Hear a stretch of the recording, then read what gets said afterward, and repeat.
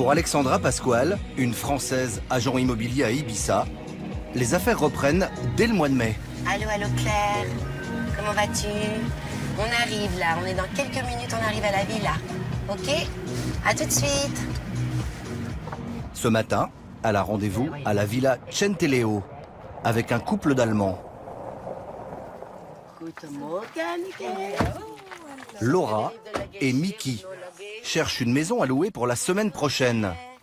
C'est la gouvernante Claire, une Française, qui les accueille.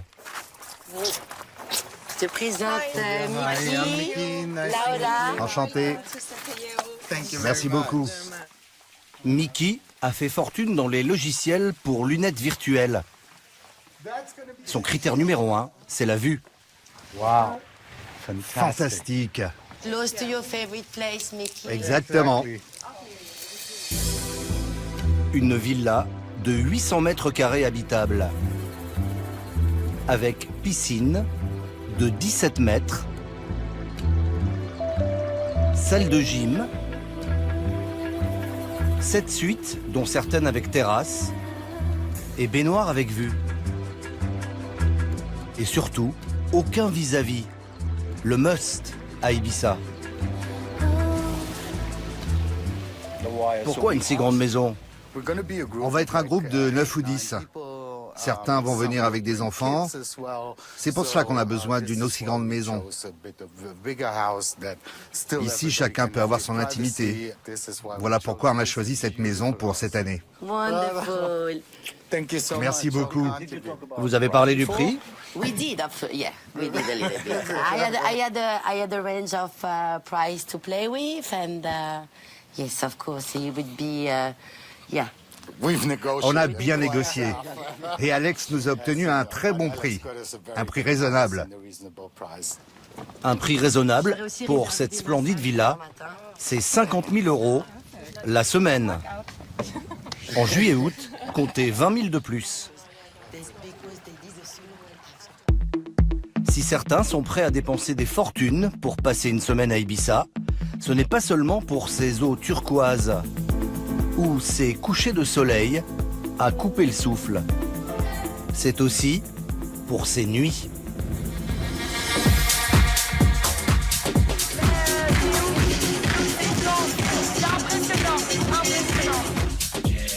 Tout l'été, la crème des DJ mondiaux enflamme les dance floors, où se pressent jusqu'à 12 000 personnes. Particularité de l'île, pas besoin d'attendre le mois de juillet pour que la fête commence.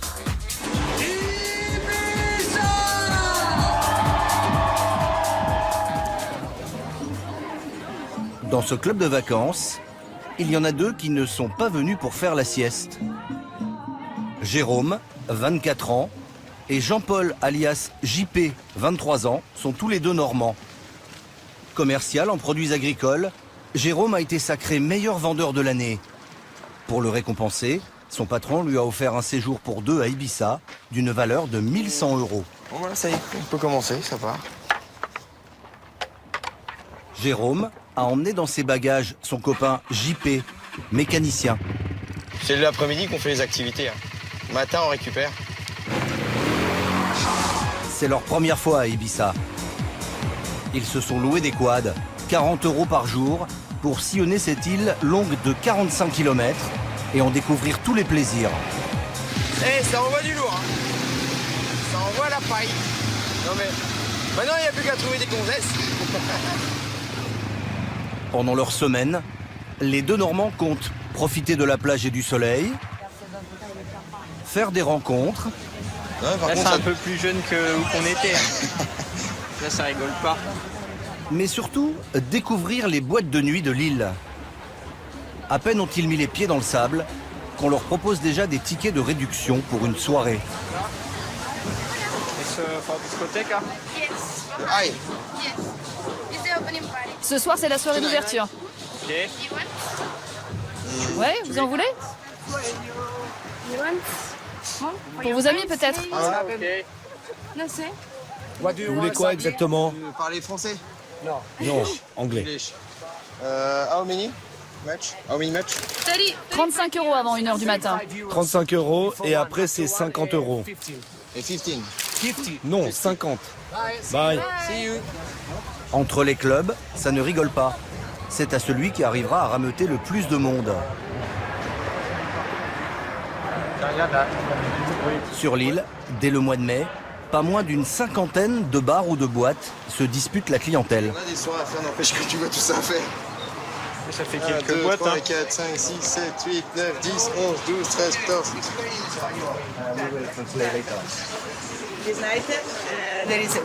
Ce soir, il y a l'Ushuaïa, c'est en face du Haï. Après, il y a la première de Haro, une soirée très chouette à l'Amnésia. Ça coûte 60 €.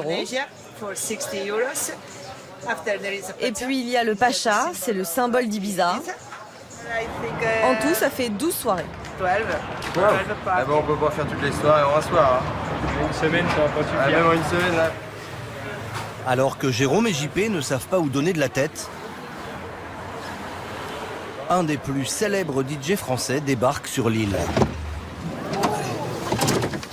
Après 25 ans de carrière et 3 millions d'albums au compteur, Christophe Le Friand, alias Bob Sinclair, revient tous les étés à Ibiza. T'as pas de passe, toi. T'es à la rue. Il arrive de Monaco, où il a mixé toute la nuit. Avec dans ses valises, ou plutôt dans son ordinateur, son dernier titre qu'il compte tester en public pour la première fois. En fait, le morceau s'appelle I Believe. Hein, et j'ai une version un petit peu plus brésilienne, je dirais, bossa nova, comme ça. Et attention, c'est une exclusivité mondiale. Hein.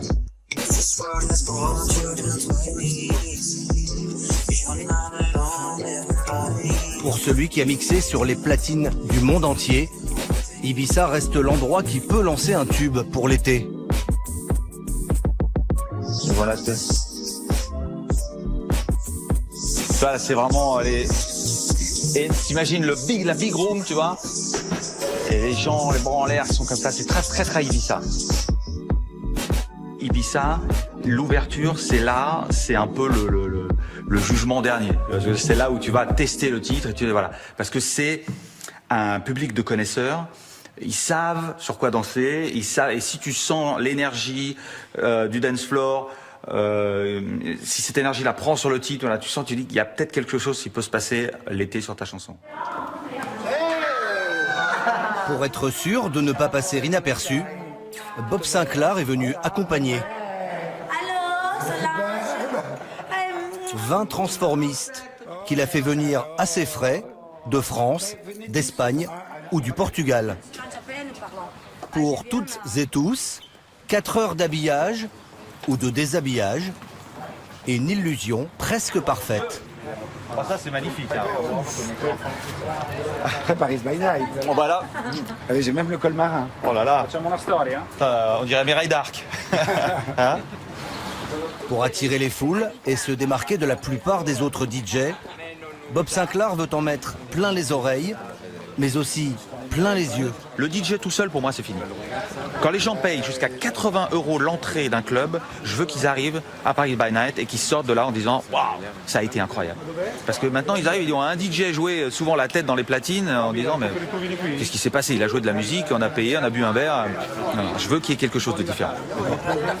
La petite troupe ne va rester à Ibiza que quelques heures. Mais Bob Sinclair ne se contente pas d'une simple apparition en boîte de nuit.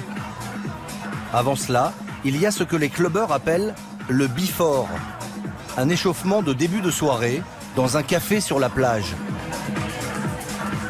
Et comme prévu, Regarde, je suis comme la reine d'Angleterre.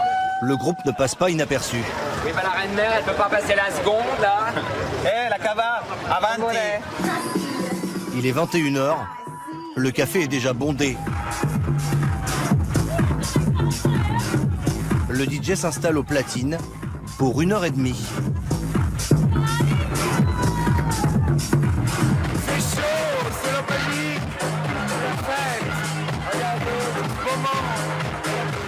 Jérôme et JP ont finalement choisi de commencer leur soirée ici. Ils espèrent apercevoir leur idole. Mais elle est inaccessible, encerclée par sa garde rapprochée.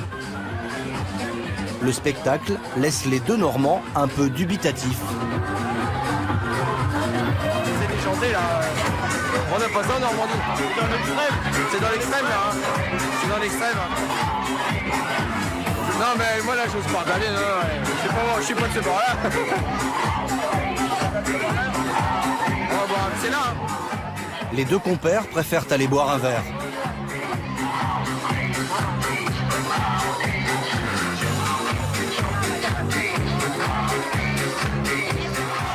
Avant de terminer son set, Bob Sinclair lance son nouveau titre, I Believe.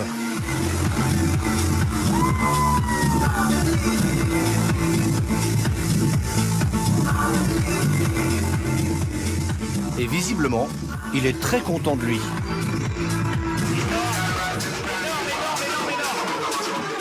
Pas question d'aller se coucher. Il va falloir attendre 4 heures du matin pour le prochain set.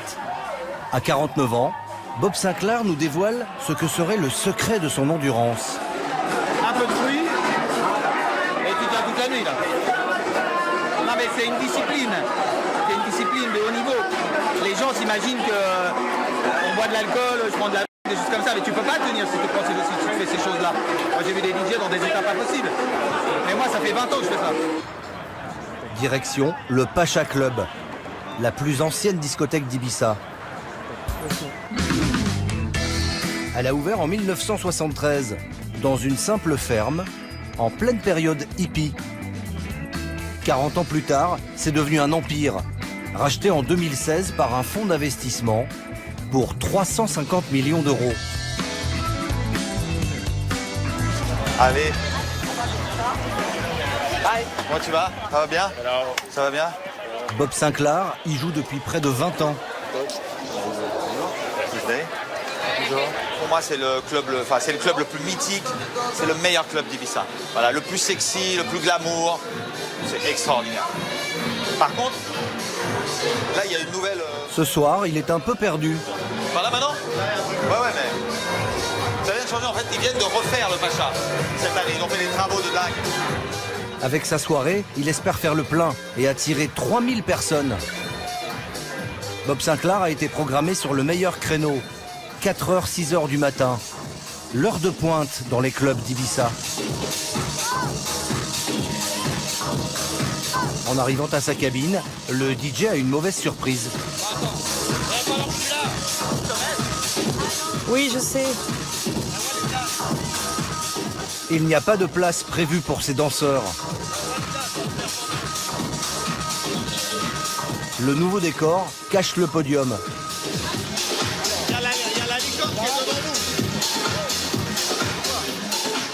La troupe de Bob Sinclair est reléguée derrière la licorne. Malgré tout, le spectacle commence. La boîte de nuit se rattrape sur les entrées et les consommations. Au carré VIP, le ticket d'entrée est de 350 € minimum par personne.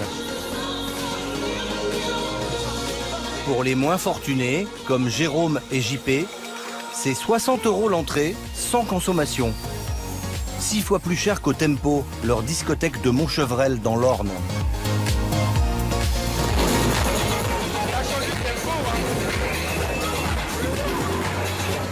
Après ce grand bain dans la folie d'Ibiza, il leur reste 36 heures à passer sur l'île.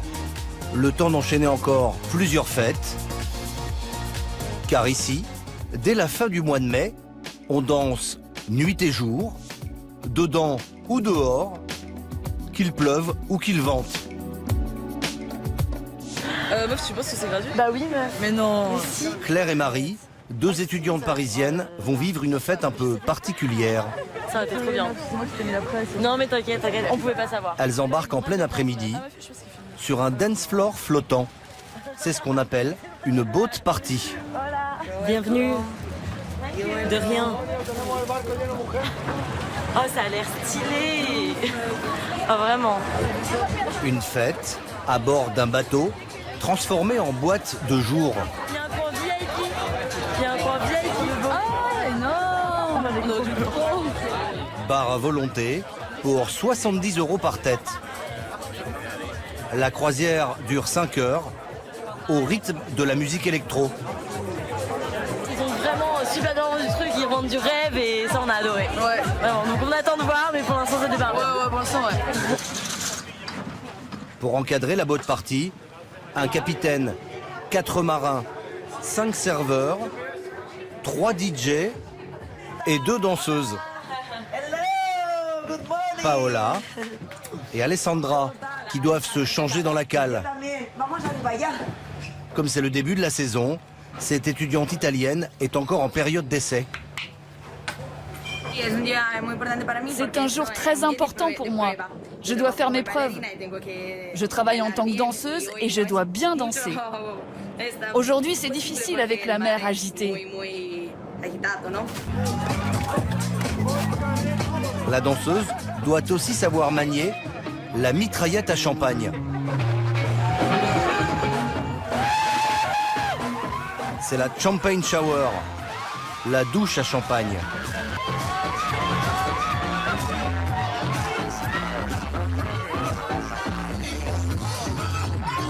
Un passager n'en perd pas une goutte.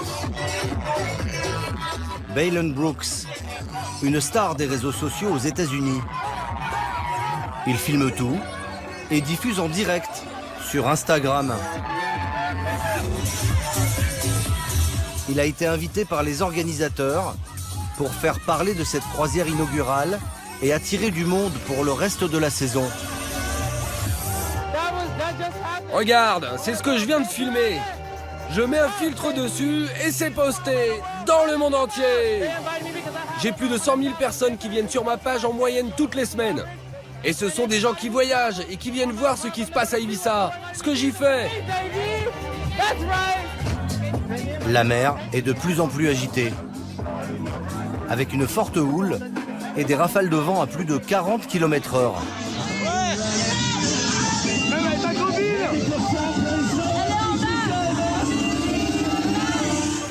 Dans les boat parties, plus dangereux que l'abus d'alcool, le mal de mer. Sur le pont inférieur, c'est un peu la cellule de crise. Marie, la copine de Claire, n'a profité que des 20 premières minutes de la fête.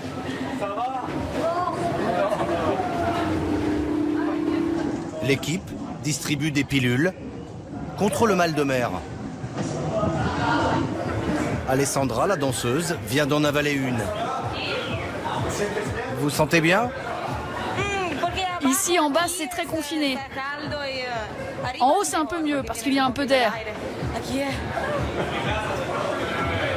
Et je ne peux pas danser si je veux m'y. Alessandra sauvera les apparences. Pour cette prestation, elle est payée 60 €. De retour à quai, c'est l'heure du verdict. Sera-t-elle rappelée pour d'autres croisières ? Débriefing par Constantin, le patron allemand, lui aussi en petite tenue. Elle sait comment s'y prendre. Faut suivre la vague. La vague, oui, il faut suivre la vague. On va tous en discuter et on va décider. Mais moi, je pense que c'était vraiment très bien. En dansant de club en club, elle espère gagner 3 à 4 000 € par mois. Alessandra est logée en périphérie de la ville, comme la plupart des saisonniers qui affluent par milliers dès le printemps. Ah, mais tu es là, toi? Ouais. Moi, je viens d'arriver. Je cherche des boulots de danseuse. Moi, je suis à San Antonio. Ok, on se verra plus tard à San Antonio. Salut! Elle habite un appartement avec 6 autres Italiens. Comme Martin, qui s'occupe de la maintenance de piscine.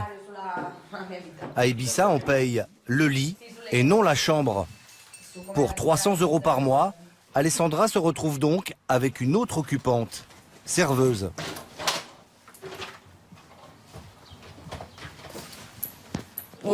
J'ai eu de la chance. Ça aurait pu facilement être 500 € le lit. La situation est complètement affolante ici pour se loger. C'est plus compliqué de trouver une chambre qu'un travail. L'Italienne compte rester jusque fin septembre, avant de rentrer finir son master en communication à Milan. D'autres finissent par faire leur vie ici. Comme Gilles Keogh, un Niçois de 44 ans. En cette fin mai, il s'apprête à lancer un restaurant sur l'île. Moi, je vais arriver là dans une demi-heure. On va faire une petite réunion en haut sur la terrasse avec les employés, ok? Pour bien expliquer la soirée. Gilles est tombé amoureux d'Ibiza en 1993, à l'âge de 19 ans. 3 ans plus tard, sans aucune expérience, il décide de monter un premier restaurant, l'Éléphant, qui très vite devient une adresse incontournable. Voilà un peu la clientèle de l'époque. Clientèle française. Monsieur Yannick Noir, John Kruger, Etienne Dao, moi au milieu et Carl Cox, plus grand des jockeys du monde. Hein. Mais aussi une certaine Paris Hilton, qui débarque un soir de 2006 avec 250 de ses amis. Elle est restée toute la soirée, hein. Ça a commencé à 22h et elle est partie à 3h du matin. Alors qu'en général, avec une star de cette ampleur, on peut quand même s'attendre à ce qu'elle vienne 15 minutes, qu'elle se fasse photographier et qu'elle parte. C'est vrai que ça a fait un gros bond pour le restaurant. Une publicité qui attire dans les semaines suivantes les fortunes du monde entier. Comme cet émir et ses dames de compagnie. Apparemment déshydratés, ils commanderont plus de 35 bouteilles du meilleur champagne. Ça, c'était une édition à combien? 44 000 euros, 44 158 euros. En 2009, Gilles décide de passer la main et rentre à Nice. Mais l'appel d'Ibiza est trop fort. Alors cette année, il s'est réinstallé sur l'île pour relancer son restaurant. Afin de remplir la salle, il s'est offert des encarts publicitaires dans la presse locale, mais Gilles compte surtout sur ses anciens clients. Bonsoir Gigi, ça va? Ça va, monsieur Enzo? Si tu vas venir à mi fiesta esta noche. Oui, c'est toujours à la même adresse? C'est à quelle heure? Yo estoy subiendo ahora a las 10:30, a las 10:30. Super, salut. Ciao, ciao. Difficulté supplémentaire pour le Niçois. Son restaurant est situé loin des plages, au milieu de l'île, dans un village de 2000 habitants. ¿Qué tal? ¿Todo bien? Ça va. Ça va? Ça va bien. Tu parles français? Tu parles français un petit peu? C'est bien. Pour la réouverture, il a embauché à tour de bras et dépensé 300 000 euros en travaux. Vous avez essayé les lumières de toutes les lampes, là? Qu'on n'ait pas une mauvaise surprise dans 5 minutes, s'il vous plaît. Alors, pas d'ampoule et une cassée là-bas. Moi, c'est pas les choses qui me font rire, moi. Il veut se positionner sur le haut de gamme. Et pour cela, il a recruté le chef Pedro Montré, une pointure en Espagne. Comment ça va? Pedro a déjà cuisiné pour Hillary Clinton, Madonna ou Mick Jagger lorsqu'il officiait en Catalogne. Pour l'ouverture, il a concocté un menu unique à 65 euros sans les vins, avec du foie gras, qu'il accommode à toutes les sauces. Il y a un plat principal et une entrée, un thon mariné au foie gras. Non, t'inquiète pas, il regarde comment je prépare l'assiette. 22 heures. Parmi les premiers clients, un fidèle de l'ancien restaurant de Gilles, Monsieur Juan, un architecte réputé qui a fait la décoration de la plupart des discothèques d'Ibiza. Il est venu en famille. Monsieur Juan laisse toujours des additions entre 1000 et 2000 euros. Et il commence tous ses dîners par un magnum de champagne. Je t'ai dit qu'on allait donner un magnum à Juan. Alors ne lui demande pas ce qu'il veut.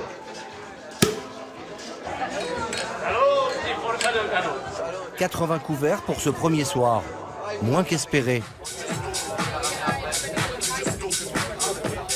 Mais sur la terrasse, l'ambiance se réchauffe et le chiffre d'affaires grimpe. «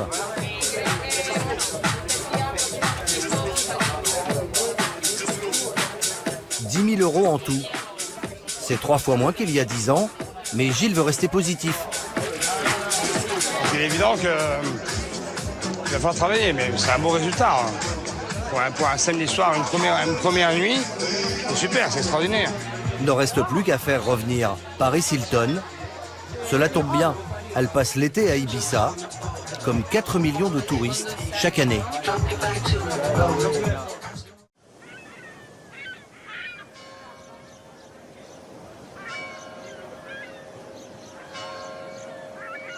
Son jamones que yo hago aquí en Sóller, con aceite de oliva virgen de la coopérativa.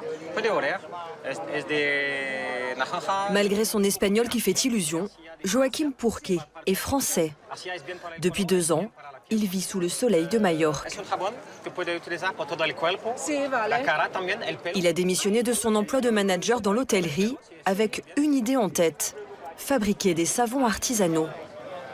Aujourd'hui, à 46 ans, il les vend sur le marché de Sóller, une ville très touristique du nord de l'île. Avant, j'étais cadre supérieur, donc comme beaucoup de gens, on travaille beaucoup de pression de la part des clients, de la part des fournisseurs, de la part des actionnaires, avec une rentabilité, souvent au détriment des relations humaines. Et c'est vrai que la qualité de vie et donner du sens à sa vie est pour moi une chose très importante et je suis totalement épanoui dans ma nouvelle vie. Muchas gracias, adios. Joaquim s'est installé au pied des montagnes de Sóller, avec toute sa famille, dans cette maison, héritée des grands-parents de sa femme. T'as qu'à prendre le panier, Rachel. Les Purqué n'en sont pas à leur première expérience à l'étranger. On va aller à l'Oranger, tête de droite, ouais. Ils ont déjà vécu en Guadeloupe et au Maroc. Les enfants, Raphaël 12 ans et Rachel 15 ans, n'ont eu aucun mal à s'adapter. Je trouve ça hyper bien et faire notre propre jus d'orange au lieu de l'acheter, tout ça, je trouve ça cool. Et c'est pas partout qu'on peut faire ça. Une gorgée de soleil. Allez, une pensée pour Mathieu. Joaquim a installé son atelier chez lui, à l'ombre des citronniers de son jardin.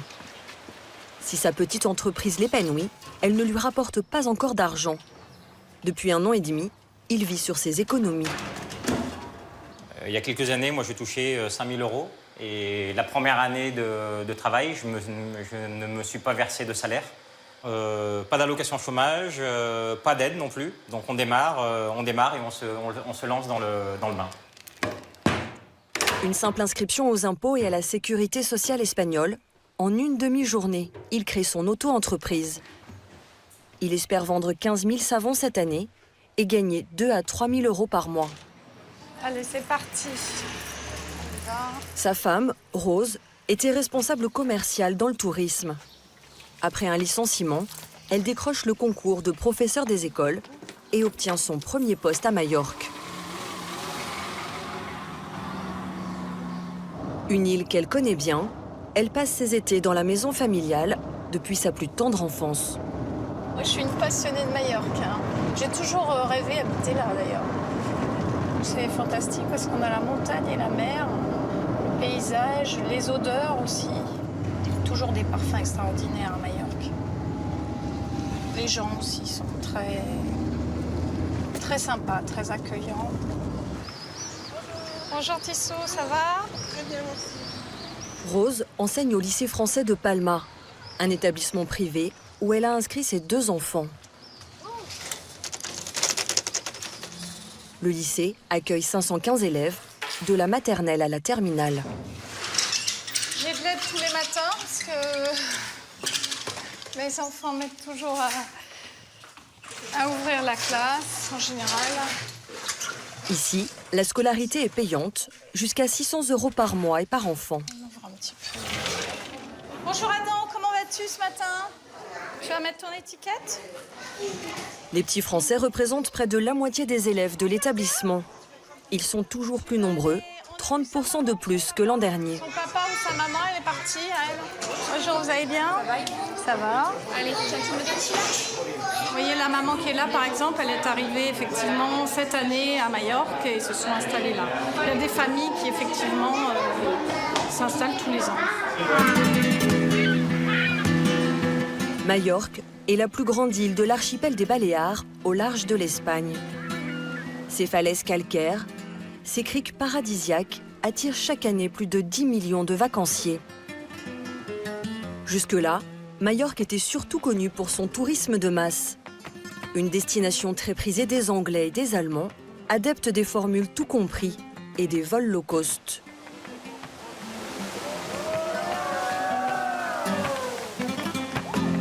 Désormais, l'île est aussi devenue une destination pour toute l'année. Palma, la capitale, a même été élue ville la plus agréable à vivre au monde par le Times en 2015. Une douceur de vivre qui séduit de plus en plus de Français. Ils sont près de 11 000 à Majorque, et pas seulement des retraités. De jeunes actifs et des familles s'installent aussi sur l'île, quitte à multiplier les allers-retours entre les Baléares et la France.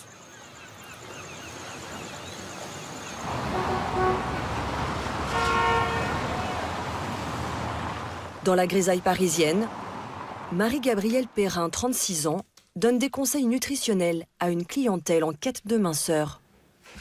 Dès 9 h, les rendez-vous s'enchaînent, mais le vendredi, ces consultations s'arrêtent à 15h30 tapantes. On se rentre tout à l'heure. Très bien, merci, bon week-end, bye bye. Devant l'immeuble, Morgane, son fidèle mototaxi, l'attend déjà. Morgane, comment ça va? Ça va, très bien. Direction l'aéroport. Depuis bientôt 5 ans, Marie-Gabrielle travaille à Paris et vit à Majorque 4 jours par semaine. Grâce au développement des lignes aériennes à bas coût, elle prend l'avion, comme d'autres prennent le métro. Bonjour madame. Merci, je voudrais votre passeport. S'il vous plaît, bon voyage. Régulièrement, elle retrouve d'autres habitués du vol de 17h40. Comme Jean-Noël, chirurgien dans un hôpital parisien réputé. Il a une résidence secondaire sur l'île, dont il profite 2 week-ends par mois. Ça va? C'est pas mal. Mais si je pouvais plus, je ferais plus. Ah oui. On s'amuse à dire qu'on pourrait faire un vol groupé avec tout le monde. Mais c'est vrai que non, il y a certains avec qui je voyage, pas toutes les semaines, mais presque. Bon, à mon avis, qui tourne, on doit être je sais pas, dans ceux que je connais un peu plus, il doit y en avoir une dizaine, quinzaine, que je vois régulièrement.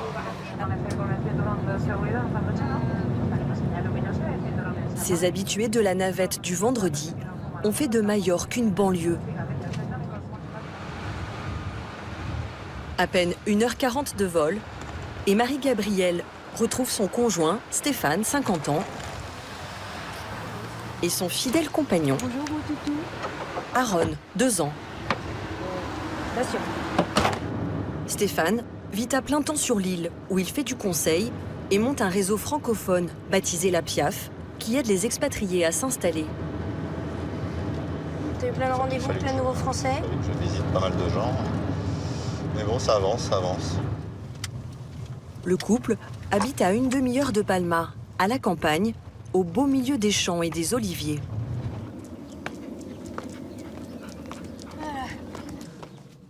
Parce qu'ils ont choisi un coin reculé de l'île, ils ne payent que 1 000 € par mois pour cette maison de 160 mètres carrés avec piscine. Bien loin de l'appartement où ils vivaient en banlieue parisienne. Un cadre splendide, un loyer bon marché. Le point noir, ce sont les billets d'avion. 1 000 € par mois en moyenne.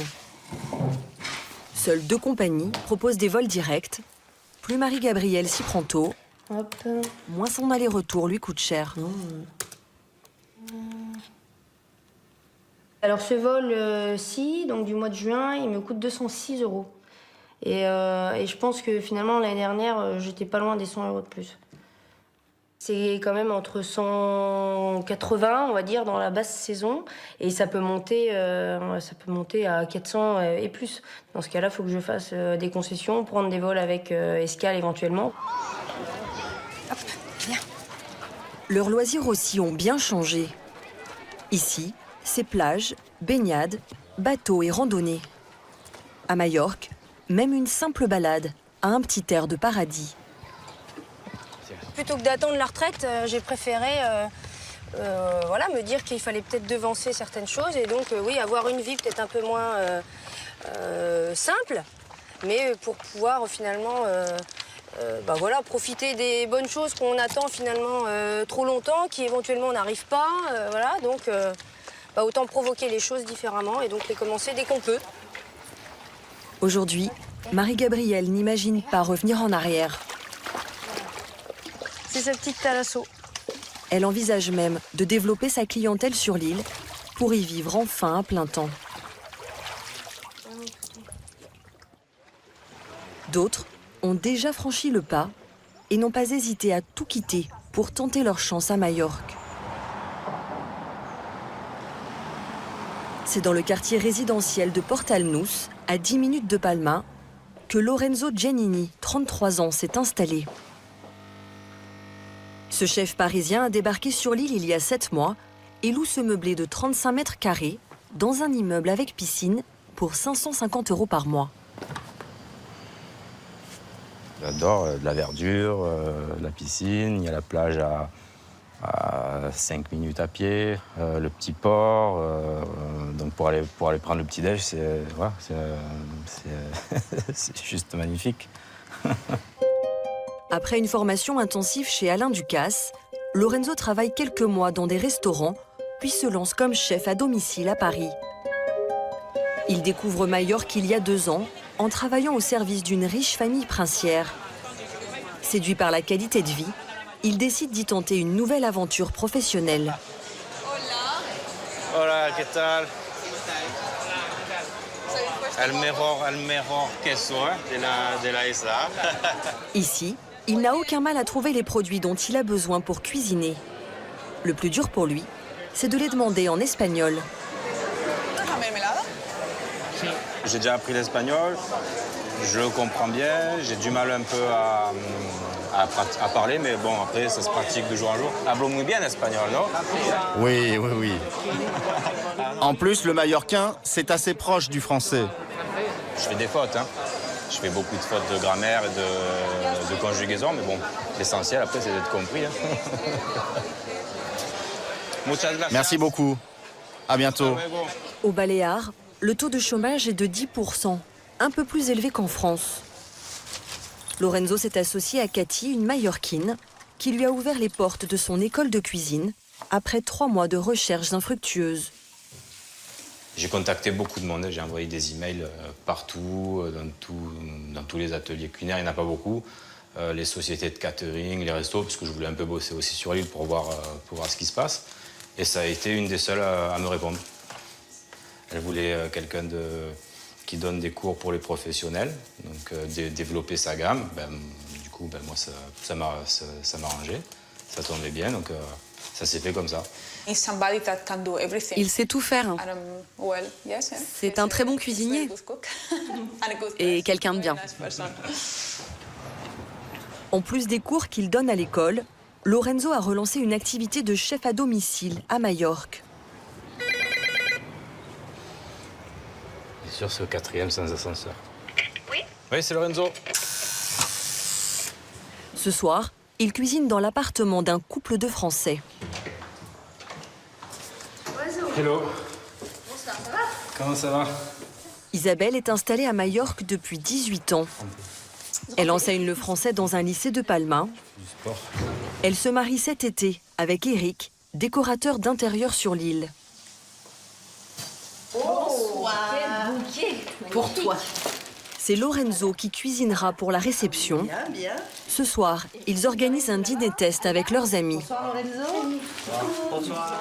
Ce mariage de 80 personnes est l'un des plus gros contrats qu'il a décroché depuis son arrivée. Une aubaine pour ce passionné qui, en 3 semaines, a tout laissé derrière lui. J'avais quelques économies, mais pas énormes. Je devais avoir entre 5 et 6 000 euros.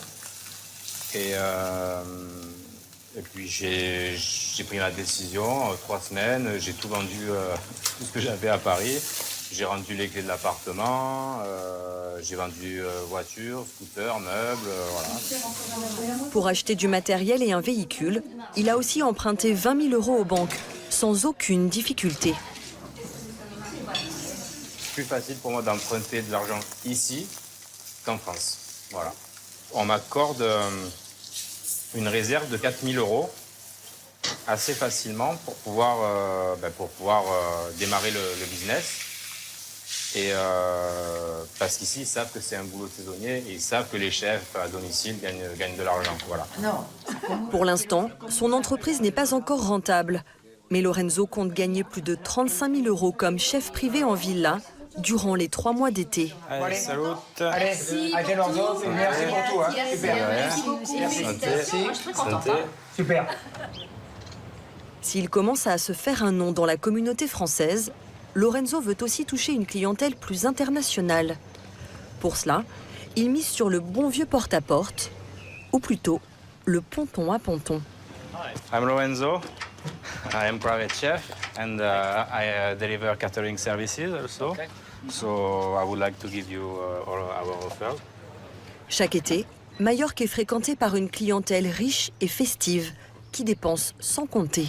So we deliver catering services. Okay. Yeah, great. Pile la cible de Lorenzo pour l'activité traiteur qu'il souhaite développer. On a notre propre chef à bord quand on a des clients. Mais c'est une bonne idée si on a des invités en plus. Ok, très bien. Bonne chance. Bye.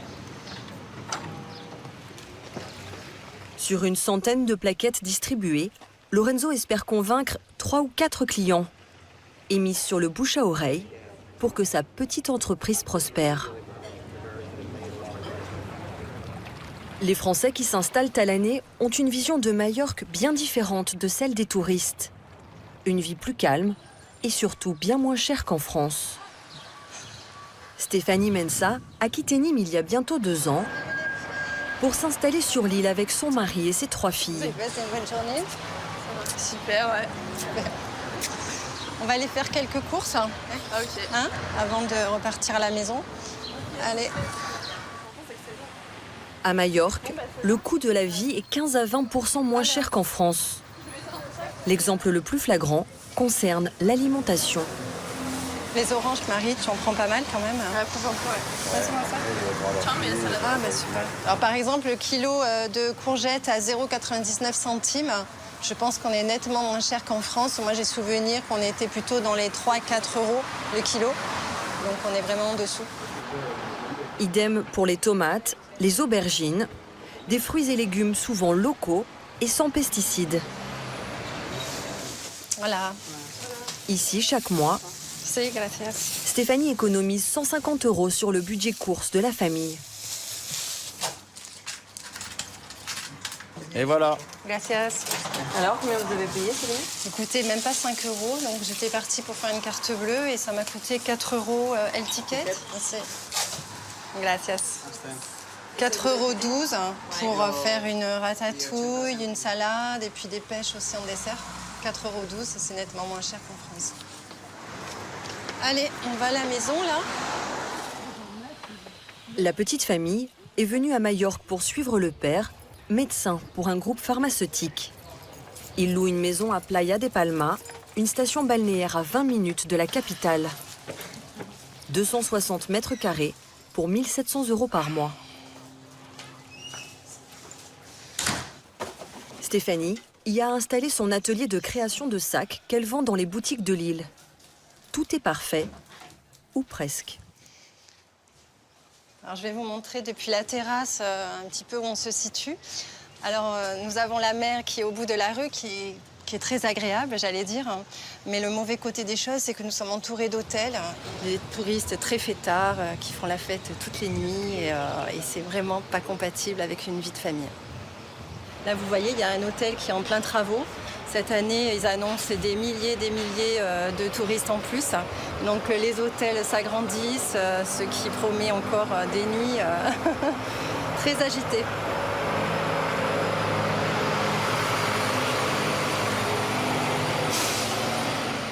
Depuis le premier jour de leur installation, ils rêvent de déménager. Mais à Palma, le marché de la location est très cher et totalement saturé. Inlassablement, Stéphanie passe au crible les annonces immobilières. C'est une maison qui nous conviendrait, je pense, puisqu'elle a 4 chambres, 3 salles de bain. La superficie est pratiquement la même que là où nous sommes actuellement. Mais c'est encore trop cher, 3 500 €, c'est impossible. C'est quoi votre budget, vous? 2000 euros. 2000 euros. Déjà, on a fait un effort. On était parti plus vers les 1500, 1800 euros. Des offres rares et hors budget. Ici, la plupart des biens existants sont réservés à la location saisonnière. Car depuis la crise de 2008, les propriétaires espagnols misent sur les touristes pour éviter les impayés.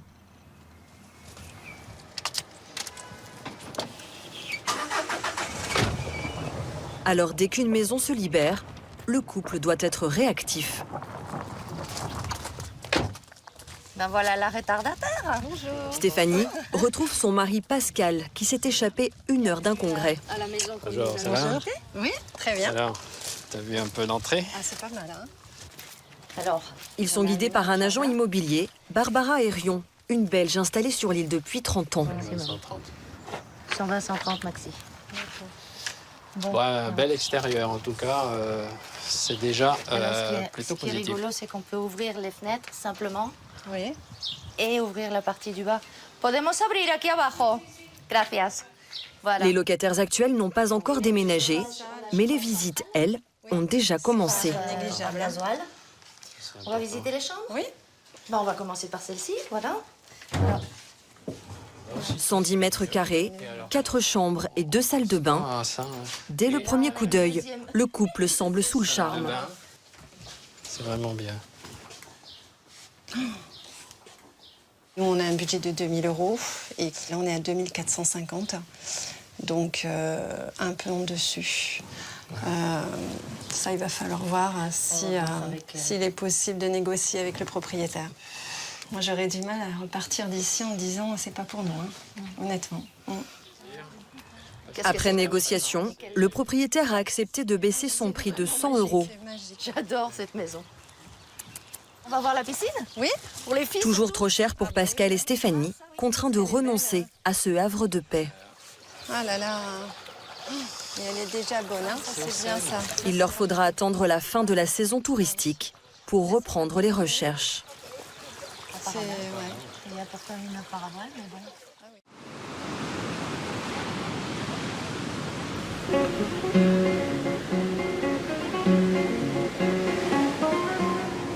Ce matin, premier cours de surf pour Nadi, 50 ans. Après cette vague, tu y vas. Sous le regard de sa compagne, Camille, 48 ans. Oui. Hop. Regarde, monte. Yes. Il a tenu presque 10 secondes, quoi. Peut-être pas 10 secondes quand même, mais... Ah, pas mal. Pas mal. Ouais, c'est pas mal, ouais. Sous le soleil des Canaries, Il est debout. paradis des surfeurs, 25 degrés au mois de novembre. Le couple est bien loin des affres du confinement en France. C'est visiblement pas les vagues aussi faciles que ça. C'est le vide complet. Je suis concentré sur ce que je fais et je pense plus à rien du tout. Je suis juste avec la planche, le ciel, Camille au loin enfin c'est déconnexion totale, liberté totale. Nadi et Camille habitent Beauvais. Ils étaient en vacances aux îles Canaries quand le reconfinement a été décrété. Ils ont décidé de ne pas rentrer.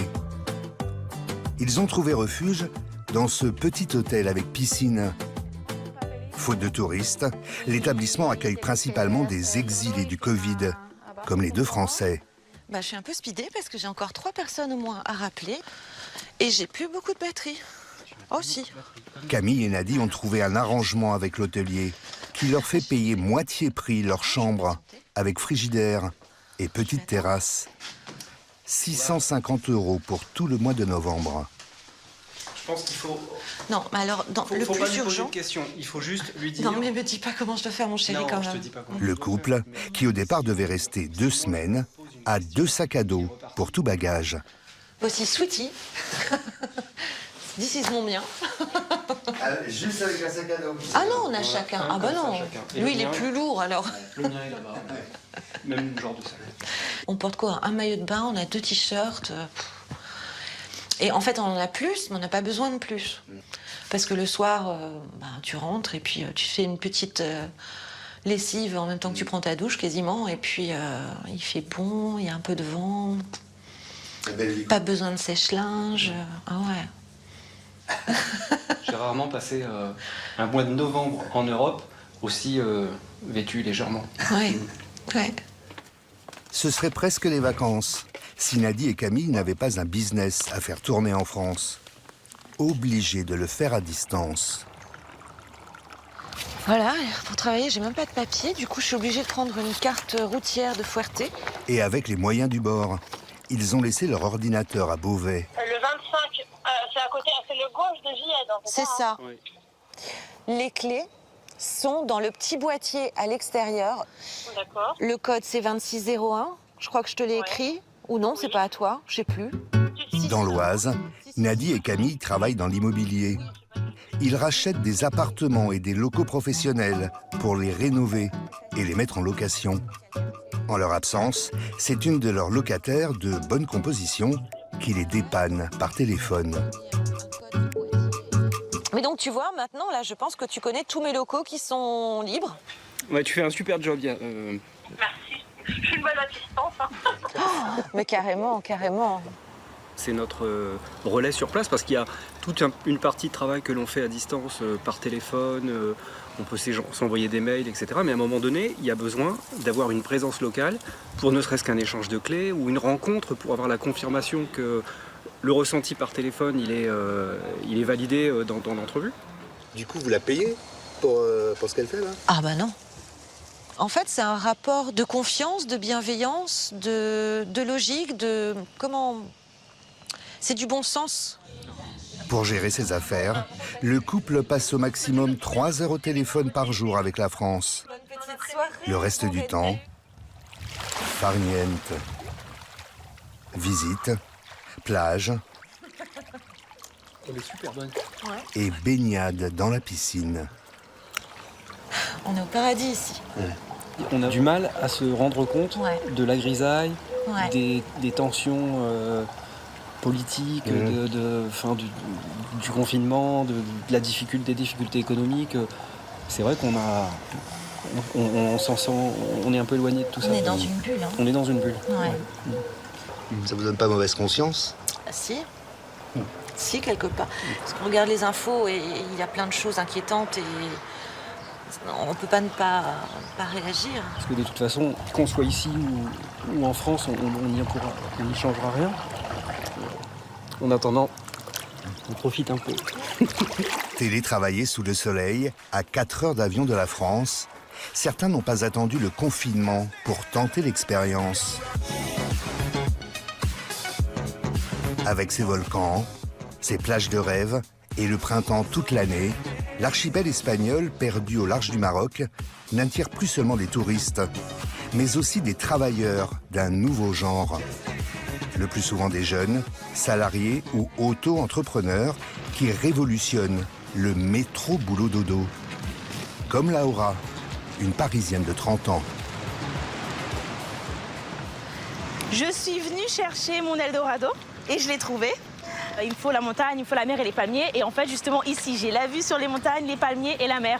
Donc c'est pour ça que j'adore venir ici le matin pour m'énergiser avant d'aller attaquer le boulot. La grisaille de Paris, de la France, vous connaissez pas? Je ne connais plus, je ne connais pas. J'ai oublié, ça s'est effacé. Donc voilà. Je suis ici maintenant et j'y reste. Oh, et après, je vais tomber. Laura s'est installée ici au mois de mars, dans le sud de Tenerife, la plus grande des 7 îles des Canaries. Elle loue ce studio 400 € par mois. Donc maintenant, temps de prendre une douche et de commencer la journée. Laura est ce qu'on appelle une digital nomade. Elle travaille à distance via Internet, sans bureau fixe, tout en voyageant dans le monde entier, de préférence au soleil.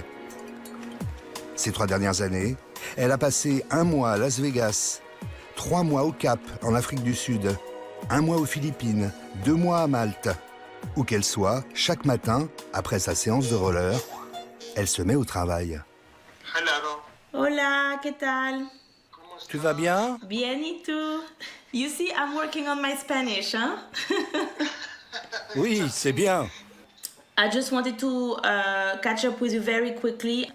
By the way, how month's end went? It went well? Laura est responsable monde du recouvrement d'un grand groupe médical international. Elle dirige une équipe de 40 personnes. Okay, so we still have a lot of Son months poste pending. lui permet de travailler à distance, n'importe où sur la planète. You and Roberto. Alors mon bureau, c'est juste mon ordinateur. Et après, j'ai 2 téléphones. J'ai mon téléphone de travail et j'ai mon téléphone personnel aussi avec dessus mes notifications pour le travail. Parce que parfois, j'ai mon manager ou des collègues qui sont en vadrouille, qui ne travaillent pas à l'ordinateur et ils m'écrivent directement sur WhatsApp de mon téléphone de travail. Votre employeur, il sait que vous êtes au soleil, là. Oui. Il se dit pas, bon, elle va en profiter. Non, pas du tout. C'est tentant. C'est tentant, mais c'est comme si je travaillais, j'ai des équipes qui travaillent au Guatemala, au Costa Rica. C'est pas parce qu'ils sont au soleil qu'ils travaillent moins bien que s'ils sont là où il y a la pluie. Je pense que peu importe où on est, si on est assidu et responsable, bah, on travaille et il n'y a pas de raison. Je pense que c'est aussi une confiance qu'on a que j'ai avec mon boss. Salut. Hi Jessie, how you doing? Bien et toi? I'm great, thank you. Can you please, I had just a few questions based on the last Friday call we had. You know, with like the US team and all this. Son statut de globe-trotteuse du télétravail, elle en a fait une condition lors de son embauche. Son patron, britannique, a tout de suite accepté. Laura passe ses journées face à la mer, mais seule, devant son écran. Avec la vie que j'ai, c'est absolument pas, les collègues ne manquent pas du tout. Je n'ai pas besoin de mes collègues pour avoir une vie sociale. Et je pense que c'est ça l'amalgame, c'est que si, à l'heure d'aujourd'hui, on a besoin d'aller au travail et de rencontrer des gens pour pouvoir avoir un semblant de vie sociale, c'est qu'il y a peut-être d'autres choses dans sa vie qu'il faut changer. Pour moi, le travail devrait être juste 8 heures dans la journée, ou plus si on a un boulot un peu plus, qui nécessite plus de temps. Et voilà. Et après, c'est la vraie vie qui commence. Laura travaille non-stop, de 9h à 17h. Elle gagne 4 000 € par mois.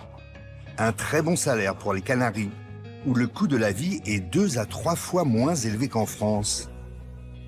Le télétravail, pour elle, c'est d'abord un nouvel équilibre entre vie professionnelle et vie privée. Sur le continent, quand je suis dans une ville normale, je fais des heures sup, je reste au boulot longtemps, dans tous les cas. Et après, je rentre, il fait nuit et puis voilà, c'est fini. Je mange, je regarde Netflix et je vais me coucher. Alors que là, non. Le soleil se couche un peu plus tard, le soleil, les amis. J'ai pas besoin d'attendre les vacances pour aller faire de la randonnée ou m'évader. Le soleil qui se couche sur l'horizon de la mer.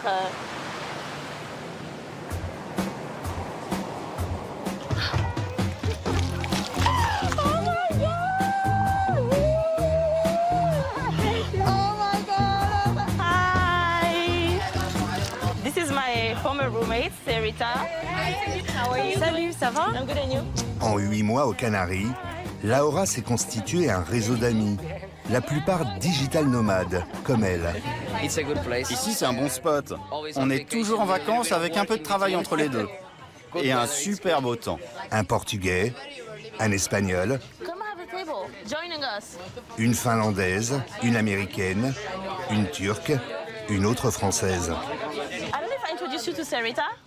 Hi. Hola. And she speaks perfect Spanish. Boire un verre en terrasse n'est plus possible en France depuis 4 semaines. Aux Canaries, pas de couvre-feu, pas de reconfinement. Les bars sont ouverts jusqu'à minuit. Contrairement au reste de l'Espagne, la deuxième vague du Covid n'a pas déferlé sur l'archipel. 149 cas ces 15 derniers jours. Un seul décès. Donc pour le moment, on croise les doigts, on continue à vivre comme on peut. voilà, profiter. Et puis ici, c'est vraiment l'état d'esprit. On profite jusqu'à ce que ça soit ouvert. Et voilà, on a aussi fait le confinement, on a aussi voilà, vécu des moments difficiles, je dirais, stressants. Mais bon, on avait la mer pour un peu assouvir notre tristesse, voilà. Happy Halloween, everyone! Salut, cheers, cheers. Difficile de dire combien de digital nomades ont posé leurs valises aux Canaries aujourd'hui. Ce qui est sûr, c'est que le business du télétravail ne cesse de se développer dans l'archipel. À l'autre bout de Tenerife, la Orotava, ville typiquement espagnole, au pied du mont Teide, 3700 mètres, point culminant d'Espagne. Et sur le toit de cet établissement, un cours de yoga. On monte la jambe droite, bien derrière soi, et on fléchit le genou. Les pensionnaires sont allemands, canadiens, italiens, hollandais. Parmi eux, un petit Français qui vient d'arriver, Théo, 32 ans, originaire de Haute-Savoie. Vous en faites souvent du yoga? La vérité ou pas? Pas trop, mais je pense que ça va bien avec le mode de vie de l'île, d'être un peu relax et commencer la journée déjà. Voilà, c'est pas mal. Je suis un peu... faut que je me réveille. Il est un peu stone, hein? Un peu stone du yoga. Ce n'est pas un hôtel. Les 20 clients sont ici pour travailler, à distance. Dans cette vieille bâtisse de 800 mètres carrés entièrement rénovée, il y a des chambres, mais aussi des bureaux. J'ai réservé la salle jusqu'à 10h. Vous cherchez? Je cherche une salle de réunion, mais j'ai pas réservé, alors on va aller... faut traverser la maison, là. Baptisée Co-Living, cette maison est un mélange de colocation et d'espaces de coworking, de bureaux partagés. Tarif de 650 à 1000 € par mois pour la chambre avec salle de bain commune, l'accès illimité au Wi-Fi et le petit déjeuner. La patronne, Anne Cupins, 32 ans, est néerlandaise. Ancienne prof de biologie, ancienne téléopératrice, elle a elle-même été nomade numérique dans le monde entier. C'est comme ça qu'elle a eu l'idée du co-living. J'aurais pu ouvrir un hôtel ou une auberge de jeunesse. À un moment, je pensais vraiment ouvrir un hôtel. Et puis j'ai découvert le concept du co-living et ça m'a vraiment plu. J'aime le mode de vie de ces digital nomades. Ce sont des gens chouettes. Ils vivent un peu en mode hippie, non? Non, je dirais plutôt hipster. Ici, ils restent plus longtemps que dans des hôtels ou les auberges de jeunesse. Donc on a plus d'occasions pour apprendre à se connaître. Ils restent en moyenne quelques semaines, certains plusieurs mois. Ici, c'est vraiment comme une famille. Anne a investi toutes ses économies et s'est endettée sur 30 ans pour acheter cette maison. 500 000 €. Depuis l'ouverture il y a un an, ces 16 chambres sont toutes occupées. Théo, le petit nouveau de la famille, a dû réserver sa place 3 mois à l'avance.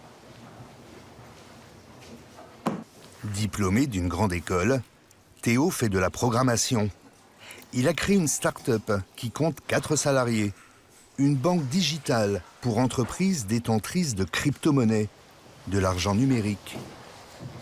Ici, il travaille dans un silence monacal, debout, sur un bureau comme chez Google. Le standing desk, c'est pour être plus énergique. On peut les ajuster comme ça, à la bonne hauteur. C'est des outils de travail qu'on n'a pas dans un bureau normal. Ah, on devrait, mais oui. C'est vrai que tout le monde, sinon la position assise comme ça, là, ça permet un peu de... C'est pas mal. Votre bureau, c'est quoi? Bah, il n'y a rien, il y a juste un ordinateur, des écouteurs pour... voilà. Pas de crayon, pas de papier? Ah si, quand même, si, quand même. Quand des fois j'ai besoin quand même d'utiliser un crayon pour mettre des idées sur le papier, mais que je veux pas me trimballer avec des calepins qui sont trop lourds ou bien de les changer tout le temps. Du coup, j'écris, je prends en photo avec l'application, ça numérise, et ensuite j'efface soit avec la gomme, soit avec la lingette. Et comme ça, j'ai qu'un seul calepin, j'ai un ordinateur, des écouteurs, Et une bonne connexion Internet. Ouais. Théo est un geek minimaliste, presque un ascète, jusque dans sa chambre, dans le co-living. Donc c'est toute ma vie, ça. C'est tout. Je possède que ça. J'ai rien d'autre ailleurs. Donc j'ai un sac à dos et cette valise. Et voilà, c'est mes t-shirts, mes chaussettes, et je possède rien d'autre, quoi. J'ai une application pour compter tous les objets que j'ai. Actuellement, j'en ai 99. ça me fait marrer, quoi. Mais effectivement, je possède. Enfin, j'ai pas besoin de grand chose d'autre parce que pour s'habiller, un pantalon, un jogging, un short. Voilà. C'est tout, quoi. Et maintenant, je laisse même la valise comme ça. Et l'avantage, c'est que je peux déménager n'importe où. Je peux aller n'importe où, n'importe quand.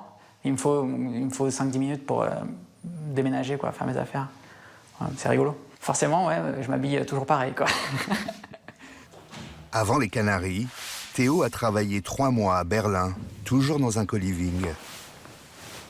La vie de digital nomade lui convient, même si cela ne facilite pas les relations amoureuses. Il y a des gens qui l'ont fait, il y a des gens qui se sont même mariés après s'être rencontrés à un co-living. Voilà. Je pense que ouais, c'est possible. C'est sûr que c'est juste que le marché des gens qui sont prêts à vivre comme ça est plus petit. Donc c'est niche, donc il faut... ouais, c'est pas un jeu de volume, c'est un jeu de chance, de qualité. Ouais. Je crois que le plus difficile, c'est vraiment avec les gens à qui j'en parle, c'est quand on a avoir des enfants et ce mode de vie, ça semble compliqué, quoi.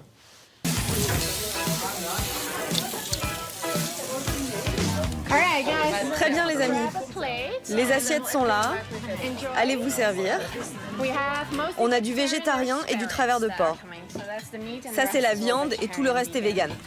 Pour faciliter les rencontres et les échanges, Anne, la patronne des lieux, a instauré le barbecue du dimanche soir. C'est inclus dans le loyer. T'es d'où exactement?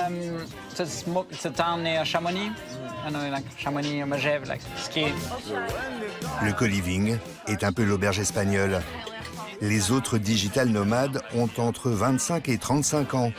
La plupart ont des postes dans l'informatique, le marketing, le design. Il y a même un infirmier qui fait de la formation à distance. Une génération en train d'inventer un nouveau rapport au travail.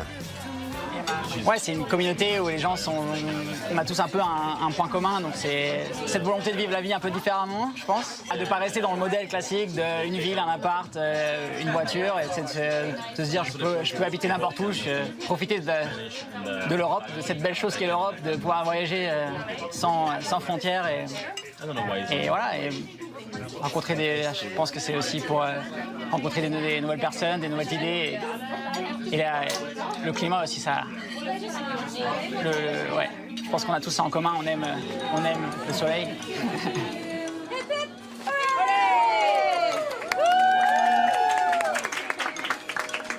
Théo compte rester à Tenerife jusqu'à Noël. Cheers. Salut. Ensuite, il envisage de mettre le cap sur Valence, toujours en Espagne.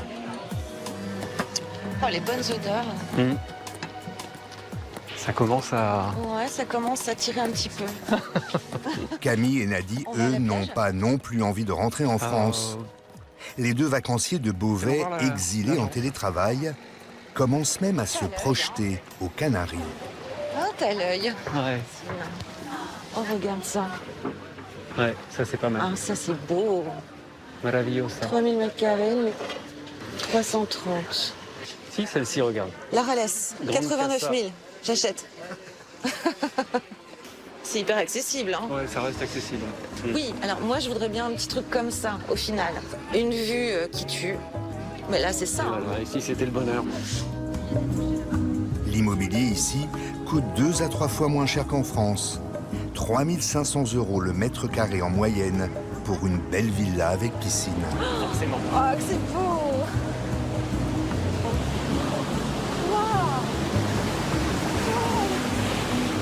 Tu vas me faire le petit poisson? Ouais, je pense. Cette nouvelle clientèle compensera-t-elle la chute du tourisme? Moins 66% en 2020. En tout cas, selon certaines études, les Canaries pourraient bientôt accueillir jusqu'à 1,5 million de télétravailleurs par an.